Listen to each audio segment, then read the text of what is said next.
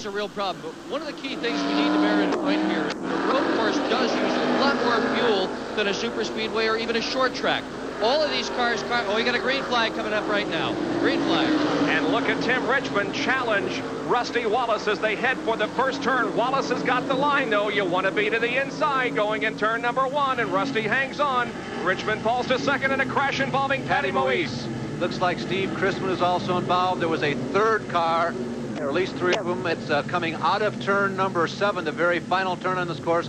Yellow out immediately. There is Patty Moise's car with extensive damage. Looks like she has damage in both the front end and the rear end of that car. And Jimmy Means is also sliding off course in another section of the racetrack. So all kinds of things going on here at the restart.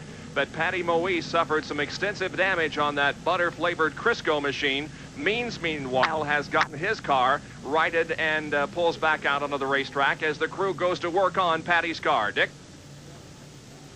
It's a bit more than cosmetic damage here, Bob, for sure. Right now they're doing more looking than actually working. They just removed the back bumper from the car. Patty Moise has shut off the engine. She is taking her gloves off. This is not a good sign. She's getting ready to unbuckle her helmet. It looks like her day is done. And once again, this plays into the strategy of this race because we go back to yellow and the fuel conservation now continues. They race to the stripe and Tim Richmond has the lead. So Richmond has passed Rusty Wallace. And when we go back to a green situation, it will be Tim leading unless they choose to come in for another splash of fuel here in the next couple of laps. Is that possible? Yeah, I think it's possible, but it depends so much on their fuel mileage. And as Dick mentioned, it's not nearly as a predictable situation what your mileage is on a road course as it is on a super speedway. So for those who think they have a good track on their fuel mileage, you might see them come in thinking, well, we've just shortened the distance that we have to run by 2 laps. Hey, we can go 35 laps. We'll come in. So we'll see some of the strategy begin to unfold and what some of the crews think about their mileage as they come around the next time.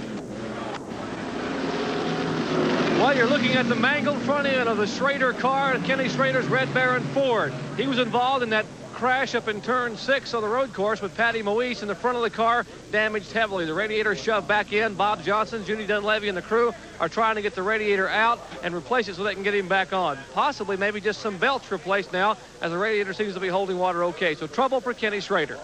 So 2 cars that were involved in that incident.